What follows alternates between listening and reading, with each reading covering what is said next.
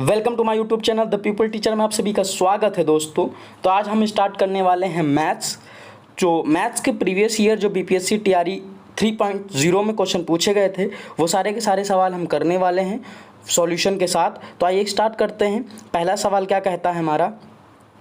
पहला सवाल हमारा कहता है कि जो हमारी एक वृत्त का क्षेत्रफल उसकी परिधि का क्या है, 2 गुना है। तो वृत्त की त्रिज्या क्या होगी? तो एक वृत्त का क्षेत्रफल उसकी परिधि का 2 गुना है। तो वृत्त का क्षेत्रफल क्या होता है? पाई आर स्क्वायर इक्वल टू कह रहा बराबर है किसके? परिधि के 2 गुने का। तो परिधि क्या होती है? 2 पाई आर इक्वल टू 2, क्योंकि 2 गुने के बराबर है ये। तो देखो कांस्टेंट वैल्यू क्या हो जाएंगी? कट जाएंगी। पाई से पाई कैंसिल हो जाएगी, आर से एक आर कैंसिल हो जाएगा, तो आर बचेगा, हमारी त्रिज्या बचेगी 2 × 2 इक्वल टू 4। तो हमारा जो आंसर हो जाएगा ए ऑप्शन सही हो जाएगा। आइए नेक्स्ट क्वेश्चन देखते हैं। क्वेश्चन नंबर 2 क्या कहता है? 0, 1, 2, 3, 4 के बिना दोहराव के प्रयोग से 4 अंकों की कितनी संख्याएं बनाई जा सकती हैं? तो पहली संख्या अगर हम इसके संख्या बनाने की कोशिश करें तो देखो पहले हमें 4 अंकों की बनानी, तो 4 डिब्बे बना लो। 1, 2, 3, 4 डिब्बे बन गए। अब देखो इसमें क्या कह रहा है कि बिना दोहराव के, तो 4 अंक हैं तो 4 अंक 4 बार यूज़ कर सकते हैं। और देखो 0 को अगर हम पहले रखेंगे तो 1, 2, 3, 4 मतलब ये 3 अंकों की बनेंगी। तो देखो हम 0 को भी रखेंगे तो ये हमारा 4 हो जाएगा, फिर उसके बाद 3 हो जाएगा, फिर उसके बाद 2 हो जाएगा। तो इसको मल्टीप्लाई कर लो आपस में, 4 × 4 × 3 × 2। तो हमारा क्या हो जाएगा? 4 चौक 16 × 3 × 2, तो 16 48 × 2। 48 × 2 करेंगे, 8 दूनी 16, 6 कैरी आया, 8 दूनी 16, 6 कैरी आया, 8 2 चौको 8 1 9। तो 96 जो हमारा होगा वो आंसर होगा, लेकिन यहाँ पे ऑप्शन में 96 नहीं है। तो इसका आंसर क्या हो जाएगा? हमारा इसका आंसर हो जाएगा ऑप्शन नंबर डी। आइए नेक्स्ट क्वेश्चन देखते हैं। क्वेश्चन नंबर 3 क्या कहता है? एक वस्तु के क्रय मूल्य 900 पर 20, 30 और 40% क्या है? क्रमिक छूट मिल रही है। उसके बाद छूट के बाद कीमत क्या है? मतलब हमें 20%, 30% और 40% छूट मिलने के बाद वो वस्तु कितने रुपए में मिलेगी? तो ठीक है दोस्तों, लगाते हैं इसको। तो 900 रुपये की कोई वस्तु है। अगर हम मान लेते हैं कोई वस्तु 100% मतलब 100 रुपये की है, उसका 100% होता है उसका, तो हम अगर 100% में 20% की छूट मिलेगी तो हमें कितने रुपए देने पड़ेंगे? 80/100। फिर उसके बाद इसी तरह अगर 30 की छूट मिलेगी तो 70 हमें देने पड़ेंगे, 70/100। अगर इसी तरह 40 की दी जाएगी तो 60/100। ठीक है, अब देखो इसको सॉल्व कर लेते हैं। 0 से 0 कैंसिल, 0 से 0 कैंसिल, 0 से 0 कैंसिल, इस वाले से ये 0 कैंसिल, इस वाले से ये 0 कैंसिल। तो हमारे पास वैल्यू क्या बची? 9 × 8 × 7 × 6/10। अभी 10 ये वाला बचा हुआ है, ध्यान दीजिएगा। अब देखो 9 और 72, 72 × 7, तो 72 × 7 करेंगे, 7 दूनी 14 का 4, कैरी आया 1, 7 7 49, 1 50। तो 504 को अगर हम 6 से मल्टीप्लाई करें, 6 चौक 24 का 4, 6 0 हम 6 चौक 24 का 4, कैरी आया 2, तो 6 0 हम 0 और 2, फिर उसके बाद 5 6 30। तो हमारा कितना आ जाएगा? 30 और 24, हमारा कितना आया? 3024। ठीक है, इतना आया। लेकिन हमें इसको 10 से डिवाइड करना है, तो एक 0 है तो यहाँ पे दशमलव लग जाएगा, तो 302.4, तो 302.4 इसका आंसर हो जाएगा सी ऑप्शन सही। आइए नेक्स्ट क्वेश्चन देखते हैं। नेक्स्ट क्वेश्चन क्या कहता है हमारा? कह रहा है प्रथम 5 अभाज्य संख्याओं का योग क्या है? तो दोस्तों अगर हम बात करें प्रथम 5 अभाज्य संख्याओं का योग क्या है, तो सबसे पहले हम प्रथम अभाज्य संख्याएं क्या होती हैं? जो स्वयं से कटती हैं और वो और किसी संख्याओं से नहीं कटती। तो आइए दोस्तों स्टार्ट करते हैं। देखो इसमें क्या कहता है? प्रथम 5 मतलब 2। देखो 2 सबसे सम अभाज्य संख्या है, 2, 3, उसके बाद 5, उसके बाद 2, 3, 5, 7 और 11। तो 1, 2, 3, 4, 5, 5 अंकों की क्या है? ये 5 अंकों की क्या है? ये संख्याएं हैं दोस्तों। अब देखो इनको हम क्या करना है? इनको जोड़ना है। तो 3 2 5, 5 10, 7 17, 17 10 27, 1 28, 28 हमारा इसका क्या हो जाएगा? ये हमारा 28 इसका आंसर हो जाएगा। इसका आंसर हमारा 28 होगा दोस्तों, ऑप्शन नंबर सी। क्या हो जाएगा इसका? ऑप्शन नंबर सी इसका राइट आंसर हो जाएगा। ठीक है दोस्तों, आइए नेक्स्ट क्वेश्चन देखते हैं। नेक्स्ट क्वेश्चन क्या कहता है हमारा, कह रहा है तीन संख्याएं 3, 4, 5 के अनुपात में है। ठीक है, क्या कह रहा है, तीन संख्याएं हमारी हैं जो 3:4:5 के अनुपात में है और उनका एलसीएम 2400 है। एलसीएम उसका क्या है, 24 है। उनका एचसीएफ क्या है, उसका एचसीएफ क्या है हमारा, अगर हम बात करें उसके एचसीएफ की, तो देखो इसमें और रेशियो दे रखा 3:4:5। तो अगर हमको एग्जैक्ट देखो, ये जो 2400 आया है इसके मल्टीपल से आया ही होगा। तो देखो अगर एलसीएम की बात करें तो 3x, ठीक है, 4x, अगर एग्जैक्ट वैल्यू की बात करें तो 5x। अब देखो 3x, 4x, 5x, अगर इसका क्या मल्टीपल अगर लेंगे तो उसका क्या होगा, 4 3 12 5 60, तो यह हो जाएगा 60x बराबर किसके बराबर है, 2400 के बराबर है।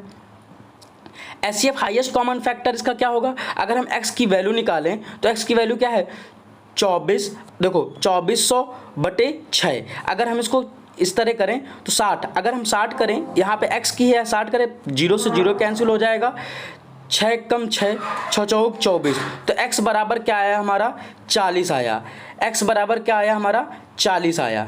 ठीक है दोस्तों, तो यही हमारे सबसे छोटी संख्या है जो क्या है इसका 2400, इसका क्या है एलसीएम, यही हमारा सबसे क्या हाईएस्ट कॉमन मल्टीपल है जो इसका फैक्टर आया है। तो इसका सही आंसर हो जाएगा हमारा 40। आइए नेक्स्ट क्वेश्चन देखते हैं। हमारा नेक्स्ट क्वेश्चन क्या है हमारा, कह रहा है 4.026। ठीक है, देखो अब इसको डिवाइड करना है हमको 0.404 से, ठीक, 0.04 से।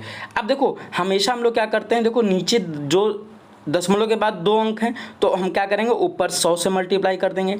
अब देखो ऊपर 3 है तो नीचे क्या करेंगे 1000 से मल्टीप्लाई कर देंगे। तो देखो अब यहाँ पे हमारे पास क्या बचा 40, 26 बटे, अब देखो दशमलव यहाँ पे काम खत्म हो गया, 4 बचा गुणे। अब देखो ऊपर 100 है, 2 0 से 2 0 कैंसिल कर दो, इस वाले 2 0 से ये 2 0 कैंसिल हो जाएंगे, हमारे पास क्या बचेगा नीचे इंटू, अभी डिवाइड में 10 है, यहाँ पे हमारा इंटू 10 है। अब देखो 4 से इसको काटोगे, 4 धाम 40, एक बार पूरा पूरा चला गया, ठीक है, 26 था ना यहाँ पे 26। दोस्तों इसमें थोड़ा सा करेक्ट कर लीजिए, यहाँ पे 4006, यहाँ पे 3 है, 2 की जगह पे क्या है 3 है, 4.026। ठीक है, क्योंकि 26 4 से कट नहीं रहा है तो इसका मतलब यहाँ पे क्वेश्चन में क्या है 2 पॉइंट, यहाँ पे 4.026 की जगह पे 36 है। तो देखो हम इसको काटेंगे तो 4 10 बार में जाएगा 40 हो जाएगा, फिर उसके बाद 13, उसके बाद 4 से काटेंगे तो क्या 9 बार में चला जाएगा 0, तो कहो 10009। ठीक है, अब देखो यहाँ पे अपॉन क्या है 10 है, 10 करेंगे एक बार है तो दशमलव लगा देंगे, क्या हो जाएगा 100.9, ये हमारा क्या हो जाएगा आंसर हो जाएगा दोस्तों। तो हम इसका आंसर हमारा क्या हो जाएगा 1009 2 ऑप्शन। ठीक है, आइए नेक्स्ट क्वेश्चन देखते हैं। नेक्स्ट क्वेश्चन क्या कहता है हमारा, नेक्स्ट क्वेश्चन हमारा कहता है कि 0.0000216 मतलब इसका क्या करना है हमारा घनमूल निकालना। घनमूल का मतलब देख जानते ही हैं दोस्तों, देखो अगर हम इसका घनमूल निकालें को, अगर नॉर्मल अगर बात करें इसका घनमूल निकालने के लिए हमें क्या करना पड़ेगा 0.000216। ठीक है, 0.0000216। अगर हम इसको क्या, अगर क्यूब रूट निकालना है तो हम इसके नीचे क्या करेंगे, अगर हम बात करें तो इसको देखो दशमलव लगा, 1 लगाया दशमलव है तो 0 कितने अंक हैं 2 2 4 2 6, तो हम क्या करेंगे 6 0 बढ़ाएंगे, 2 2 4 2 6 हो गया। अब देखो यहाँ पे 206, अब देखो दशमलव काम खत्म हो गया तो हमें एक बचा क्या है, हमें बचा है 216/1 और 6 0। ठीक है दोस्तों, इतना बचा है। अगर हम बात करें 206 को अगर हम क्या करें इसका क्यूब रूट निकालें तो क्या हो जाएगा 6 × 6 × 6, 6 36 छक्का 216। ठीक है, अब नीचे करेंगे, अगर इसको करेंगे तो इसको करेंगे 100 बार में, देखो 100 × 100 × 100। ठीक है, 6 0 तभी तो होंगे 100 100 100, 3 बार 100 कर दिया। अब देखो क्यूब रूट में क्या होता है 1 1 बाहर आता है तो एक 6 बाहर आ जाएगा, ठीक, उसके बाद हमारा 100 बाहर आ जाएगा। तो 6 इधर लिख ले रहे हैं, 6/100 तो 10। अब इसमें तो को पॉइंट लगाना है, तो को 2 जीरो हैं, भाग देना है, तो ऊपर 2 जीरो 2 अंक बाद क्या हो जाएगा, दशमलव लग जाएगा। 2 अंक बाद क्या लगेगा, दशमलव लगे जाए, तो हो जाएगा हमारा 0.06। तो सी ऑप्शन इसका भी सही हो जाएगा। आइए नेक्स्ट क्वेश्चन देखते हैं। नेक्स्ट क्वेश्चन क्या कहता है, 5 संख्याओं का औसत 27 है। 5 संख्याओं का औसत 27 है। यदि एक संख्या हटा दी जाए, ठीक है, तो औसत 25 हो जाता है। तो निकाली गई, मतलब कह रहा है निकाली गई जो संख्या है, निकाली गई संख्या क्या है। तो देखो दोस्तों, कह रहा है 5 अंकों का औसत। अगर हम ऐसे करें, 5 अंकों का औसत इतना है, ठीक है। अगर उसमें से एक संख्या निकाल दी जाती है तो वो क्या हो जाता है, 25। मतलब इस तरह, तो 27 को 5 से गुणा करेंगे, 7 ×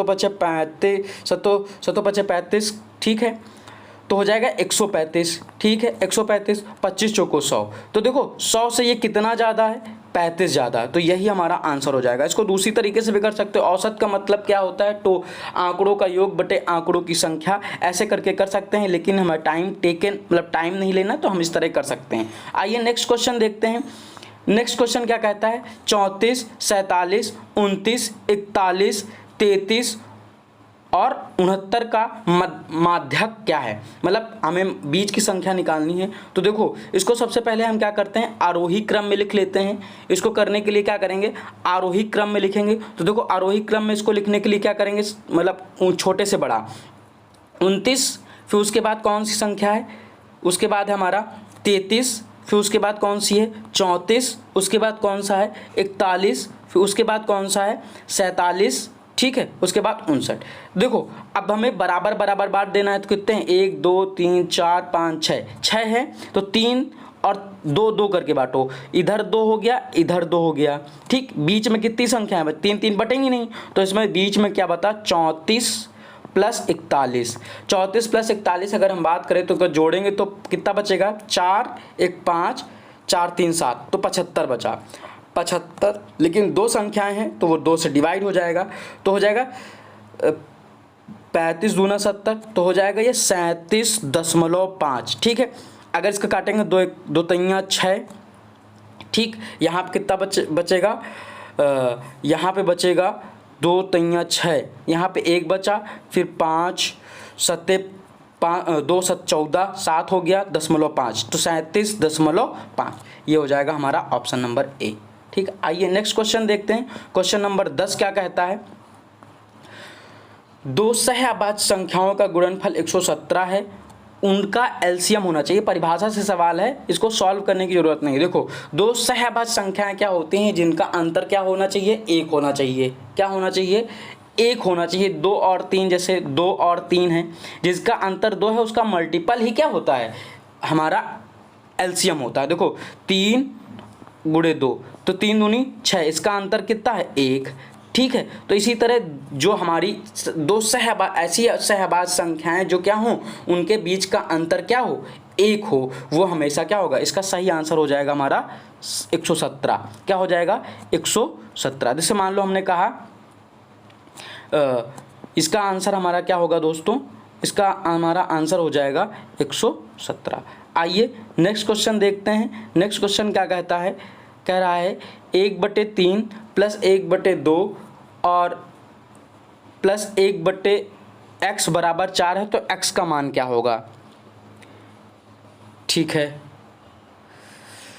तो देखो दोस्तों, इसको सॉल्व करते हैं। इसको सॉल्व करने के लिए हमें क्या करना पड़ेगा, देखो 1/, देखते हैं यहाँ से 1/3 + 1/2, फिर उसके बाद क्या है, अब देखो इसको पहले सॉल्व कर लो, या फिर इसको दोनों को सॉल्व कर लो, प्लस फिर 1/x = 4 कर लेंगे।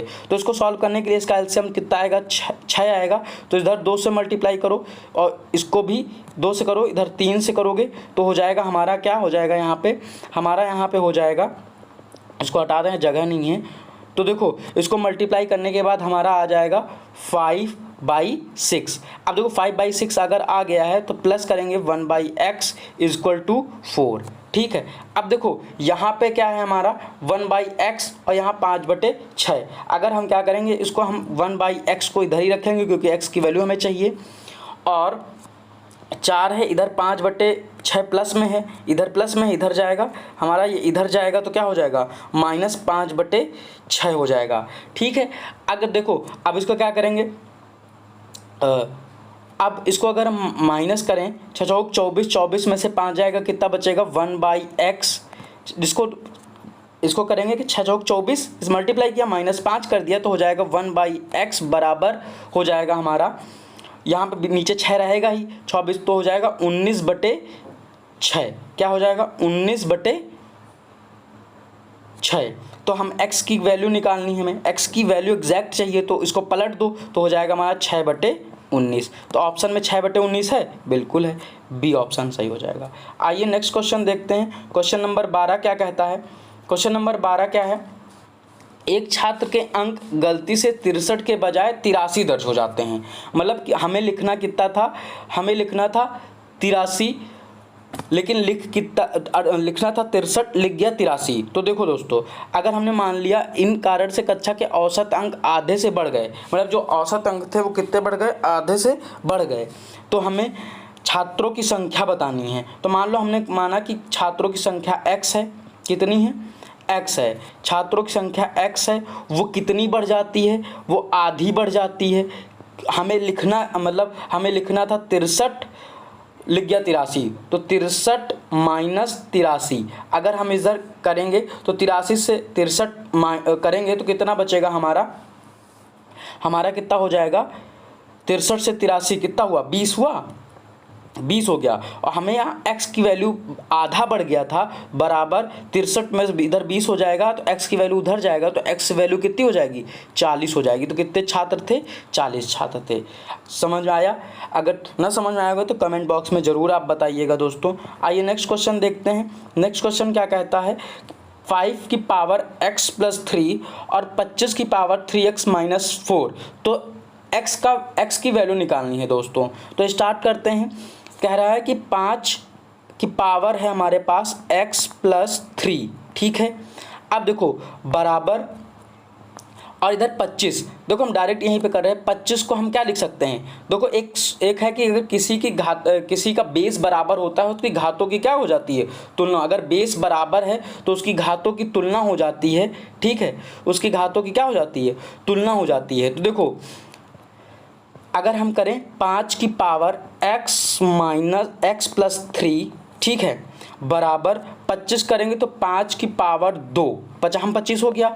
अब लेकिन यहाँ पे 3x है -4 है, तो यहाँ पे क्या हो जाएगा, इसका मल्टीप्लाई हो जाएगा। तो हो जाएगा इसका 2 की पावर 2, यहाँ 5 की पावर 2 है तो ये 2 से मल्टीप्लाई होगा तो 2 3 जा 6, तो हो जाएगा 6x -8। तो देखो यहाँ पे 5 है, यहाँ 5 है, तो घातों की तुलना कर लो तुरंत। तो हमारा क्या हो जाएगा, घातों की तुलना करने के बाद हमारे पास क्या बचेगा, इसको हटा दे रहे हैं, तो हमारे पास क्या बचेगा, x + 3 = देखो 3x - 4, तो 3x - 4 था, 50 हम 25 दो किए थे, मतलब 5 × 5 करे थे तो 2 आया था, तो 6x, ठीक है, प्लस सॉरी यहाँ माइनस हो जाएगा 8।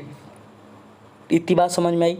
अब देखो अगर हम बात करें, यहाँ पे देखो x है, यहाँ प्लस है 3 बराबर 6x। अब देखो हमें x की वैल्यू निकालनी है, तो x है इधर, ये हमारा किस में है, प्लस में, इधर आएगा -6x हो जाएगा, ये इधर प्लस में, इधर माइनस हो जाएगा, माइनस बराबर -8 और यहाँ पे -3।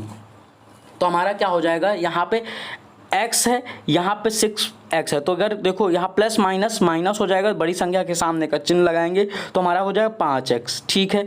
यहाँ पे माइनस माइनस प्लस हो जाएगा तो 8 3 11 हो जाएगा, तो भाई बड़ी संख्या के सामने माइनस माइनस से माइनस कैंसिल हो जाएगा, x बराबर हो जाएगा 11/5।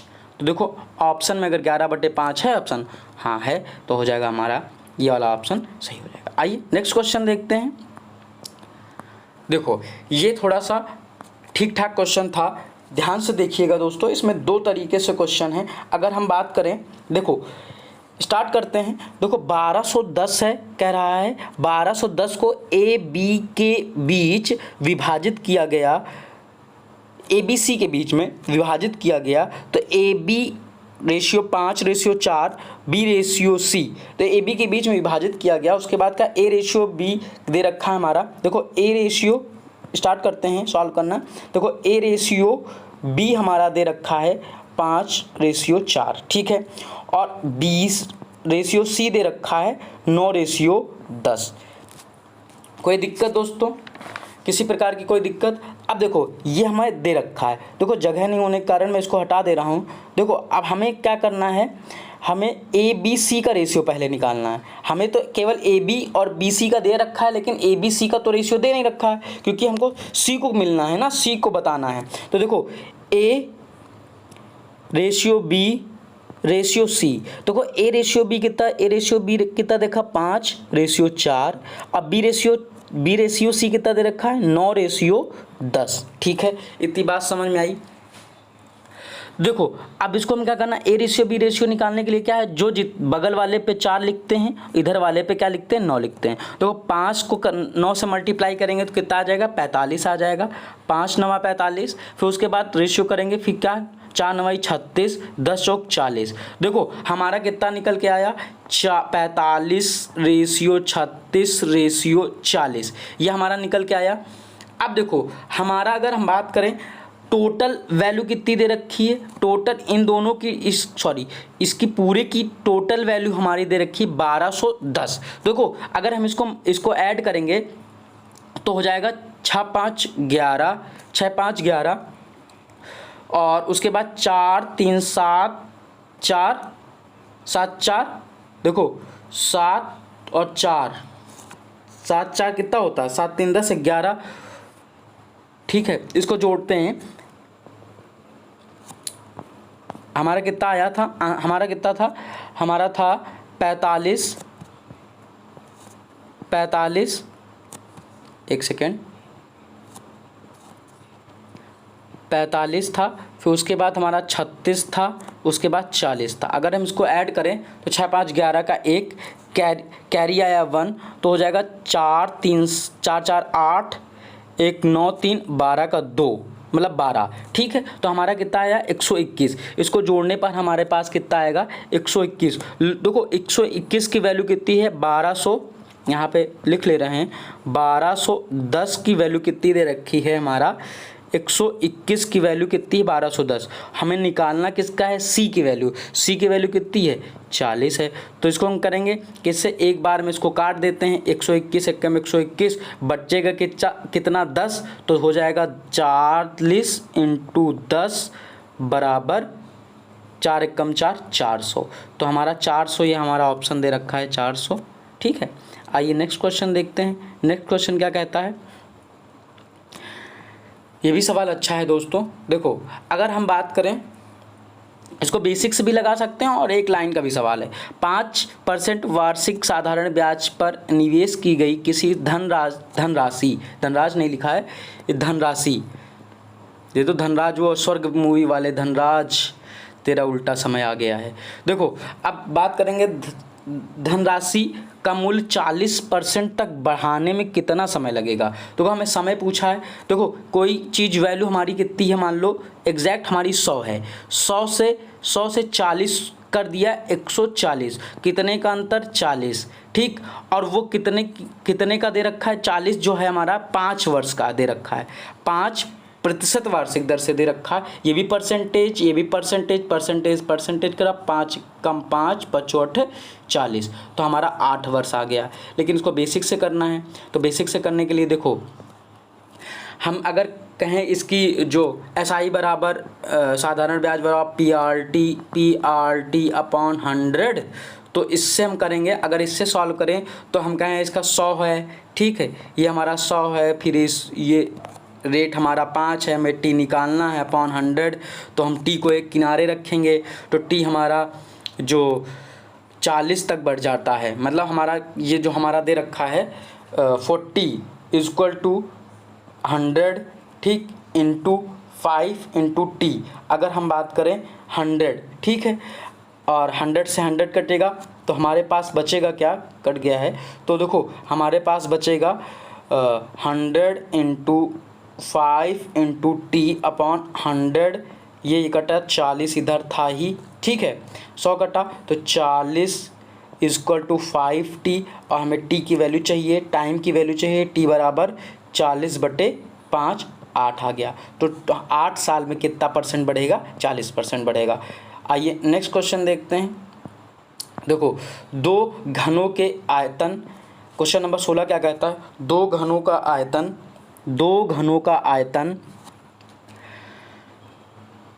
आयतन का अनुपात 8:8 रेशियो कितना दे रखा है, 8:27 दे रखा है, और उनके सतह क्षेत्रफल का रेशियो अनुपात क्या होगा। तो देखो अगर हम बात करें आयतन, घनों का आयतन मतलब घन जो होता है हमारा क्यूब में होता है, तो दो घन है तो एक का हमने मान लिया स्मॉल, हमने क्या माना, एक का स्मॉल माना, एक का हमने कैपिटल माना। तो कह रहा है इसका अनुपात 8 है और इसका 27 है। तो देखो हमें ए की वैल्यू चाहिए और कैपिटल ए की, तभी तो हम तो उसका क्षेत्रफल का निकाल पाएंगे। तो हमारा क्या आ जाएगा, ये अगर 2 की क्यूब करेंगे और इसका घनमूल निकालेंगे तो 3 का क्या करेंगे, क्यूब करेंगे। तो 3 ए की वैल्यू हमारी कितनी निकल के आई, 2, और ए की वैल्यू हमारी कितनी निकल के आई, 3।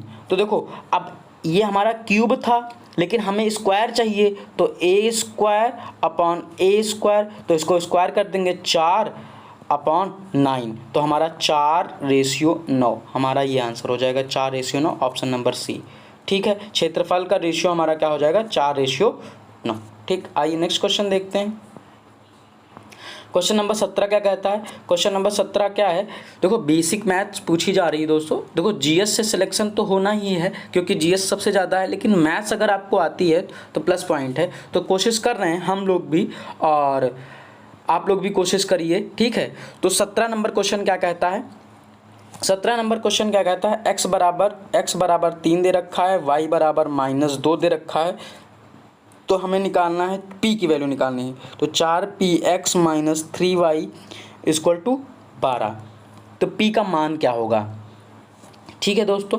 तो अगर p की वैल्यू निकालना है तो हमें क्या करना है, p की जगह पे उसकी वैल्यू पुटअप करनी है। तो 4 × p × 3, x की जगह पे 3 रखा, -3 × -2, ठीक है।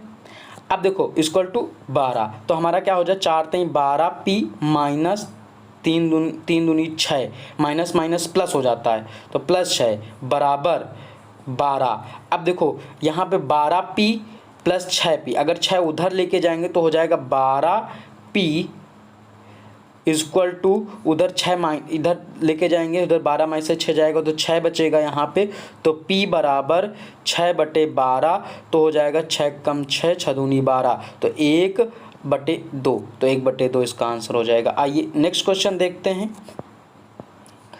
नेक्स्ट क्वेश्चन कहता है y² - 7y + 12 का गुणनखंड है। तो अगर हम इसका गुणनखंड करें तो हमारा क्या आएगा, देखो हम बचपन से करते चले आ रहे हैं, हाई स्कूल में भी किए होंगे। तो देखो y² - 7y + 12 का गुणनखंड है। तो अगर हम इसकी बात करें तो देखो तो y² - 7y + 12, ठीक है। अब देखो अगर हम इस थोड़ा कलर चेंज करते हैं, काला लेते हैं, ठीक है। तो देखो अगर हम बात करें इसकी, देखो इसको इससे मल्टीप्लाई करते थे तो y², एक मिनट, देखो y² - 7y + 12, ठीक है। अब देखो इसका इससे मल्टीप्लाई किया तो 12, तो 12 के ऐसे गुणनखंड होने चाहिए जो क्या हो, घटाने पे 7 आए। तो देखो अगर हम करें 4 × 12, ठीक है, तो 4 × 12 माइनस और माइनस, तो 4 × 3 = 7, -7 आ रहा है, तो माइनस और माइनस ले लिए। तो अगर हम यहाँ पे करें तो y² माइनस, अगर जोड़ने पे 7 बोलते हैं तो 4 + 3 + 12, ये y है तो माइनस से मल्टीप्लाई हो जाएगा, तो y² - 4 - 3, दोनों जगह y लगा देंगे +12। अब देखो कॉमन क्या है हमारा, y² - y, अगर कॉमन लेंगे तो हम यहाँ पे y कॉमन मिल जाएगा हमें। अगर हम y कॉमन लेते हैं तो ब्रैकेट में मिलता है y - x। अब देखो यहाँ पे 3 है, यहाँ पे 12 है, तो तो अगर हम यहाँ पे माइनस होना चाहिए, वही चीज़ इधर होना चाहिए। तो -3 अगर कॉमन ले लेंगे तो हमारे पास बचेगा क्या, y माइनस, यहाँ पे हमारा क्या बचेगा 4, 4 3 12, तो यहाँ पे भी 4। तो देखो एक ब्रैकेट में y -3 और एक ब्रैकेट में हमारा क्या हो जाएगा y -4।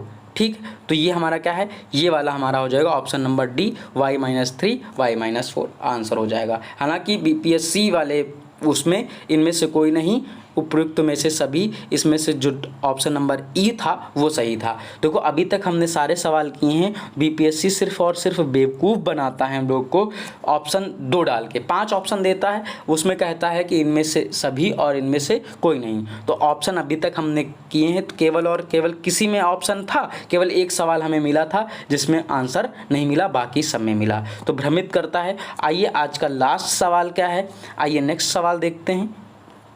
नेक्स्ट सवाल क्या है, देखो नेक्स्ट सवाल क्या है, कह रहा 2 3 7 9 7 1 1 9 1 6 9 में बहुलक। बहुलक का मतलब है तो जो जितनी बार रिपीट हुआ होगा वही उसका क्या है, बहुलक है।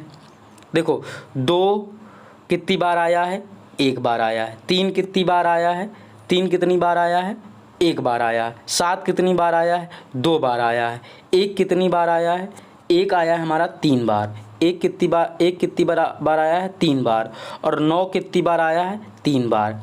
तो और 6 कितनी बार आया है, 1 बार। तो इसका मतलब 1 और 9 दोनों हमारे बहुलक होंगे, तो उपयुक्त में से 1 से अधिक, ये हमारा सही हो जाएगा। तो दोस्तों आपको ये वीडियो कैसी लगी, मेरी ये छोटा सा प्रयास आपको कैसा लगा?